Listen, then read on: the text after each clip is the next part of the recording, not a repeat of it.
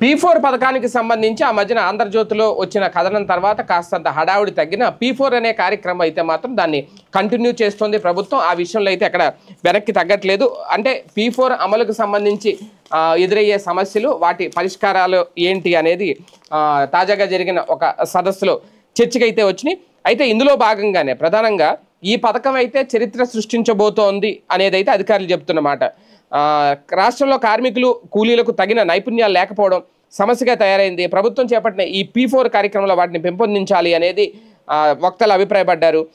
ఈ నేపథ్యంలోనే తాజాగా గుంటూరులో ఒక సంస్థ ఆధ్వర్యంలో P4 సవాళ్ళు పరిష్కారాలు అనే అంశం మీద సదస్సు నిర్వహించారు. P4 foundation vice chairman C Kutumbarao, RERA మాజీ chairman Ramnath, P4 CEO Naresh కుమార్లు దీనికి సంబంధించి కీలక చర్చ అయితే చేశారు. అంటే ప్రధానంగా P4లో ఆర్టిఫిషియల్ ఇంటెలిజెన్స్ అలాగే స్కిల్ డెవలప్మెంట్ను కూడా జోడించాలి అని చెప్పి సూచనలు వచ్చినాయట. వ్యవసాయ ఆధారిత పరిశ్రమలను P4లో పరిగణలోకి తీసుకోవాలని కూడా కొంతమంది కోరారు. దీనిపై ప్రభుత్వం నుంచి కూడా ప్రభుత్వం తరపున కుటుంబరావు గారు స్పందించారు. కొన్ని విత్తన సంస్థలతోనే సంప్రదింపులు జరిపామని చెప్పారు.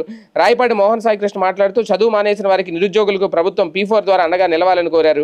విదేశీ భాషలు నేర్పించేలా, నైపుణ్యాభివృద్ధి పెంచేలా ఈ కార్యక్రమం సాగాలి అని కూడా మరికొందరు ఆకాంక్షించారు. ఏది ఏమైనా ఇదొక అద్భుతమైన కార్యక్రమం. త్వరలో ఒక చరిత్ర సృష్టించబోతోంది P4. దానికి దిశగా అడుగులు వేసి, అంటే P4 విషయంలో అయితే వెనక్కి అయితే ఏం తగ్గలేదు. ఎక్కడ P4 విషయంలో ప్రభుత్వం ఏదైతే ముందు అనుకుందో దాన్ని నెరవేర్చడానికి, దాన్ని సక్సెస్ చేసే దిశగా అయితే అడుగులు పడుతున్నాయనేది అర్థమవుతోంది.